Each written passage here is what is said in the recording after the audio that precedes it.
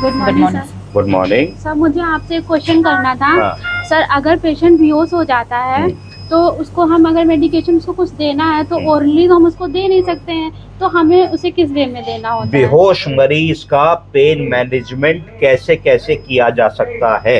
अगर मरीज होश में है तो मुंह से दवा खिला दोगे, गोलियां कैप्सूल दे दोगे, सिरप पिला दोगे, उसको कहा जाएगा पर औस, मुंह से दे दिया।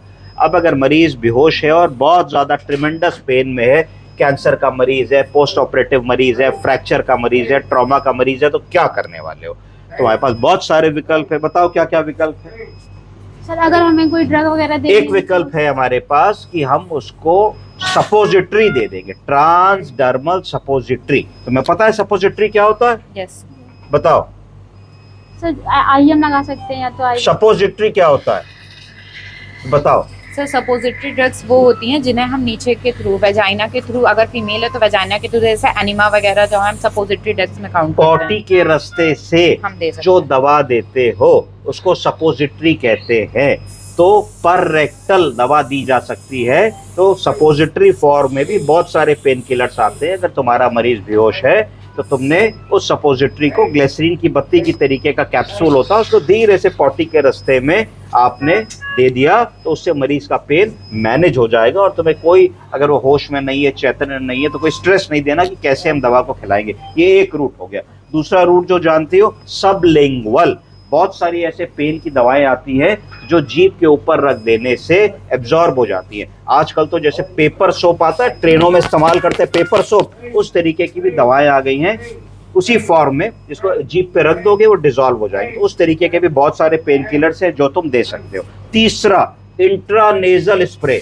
बहुत सारे पेन किलर्स ऐसे आ गए हैं, पेंटाडोल टाइप के और कई, जो नाक में स्प्रे की तरीके से ले सकते हो, तो नाक की नेजल म्यूकोसा से वो एब्जॉर्ब हो जाते हैं। जो मरीज होश में नहीं है, बेहोश है और दर्द हो रहा है, वहां पे तुम उस मरीज का उस तरीके से कर सकते हो।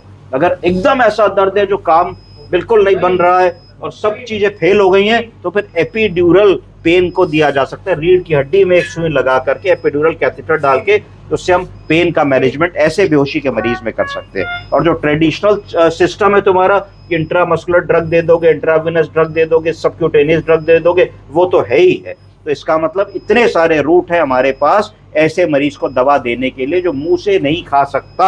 समझ गए? फिर से रिपीट कर देता हूँ, बताओ क्या क्या? इंट्रानेजल, सपोजिटरी, इंट्रानेजल, सबलिंगुअल, और एक स्पाइनल के थ्रू। हाँ, एक एपिड्यूरल। ठीक है, तो इतने सारे रास्ते, रेक्टल हो गया, सबलिंगुअल हो गया, पैचेस हो गए। एक पैचेस का भी एक विकल्प है हमारे पास। जैसे बैंडेड आती है वैसे पैच आ जाते हैं, तो पैच को आप वोवरॉन का, डिक्लोफेनेक का, बुप्रीमॉर्फिन का, फेंटनिल का, बहुत सारे पैचेस होते हैं जो पेन किलर की तरीके से आप दे सकते हैं। इंट्रानेजल मैंने आपको बता दिया, एपिड्यूरल मैंने आपको बता दिया, इंट्रामस्कुलर बता दिया, इंट्रावेनस बता दिया, सबक्यूटेनियस बता दिया। तो इस तरीके से 10 रूट हो गए हमको दवा देने के लिए। सिर्फ अगर आदमी बेहोश है और मुंह से नहीं खा रहा तो हताश नहीं होना है, बाकी बचे हुए 9 रूट्स का इस्तेमाल करना है। समझ गए? Yes sir. Good. Yes sir.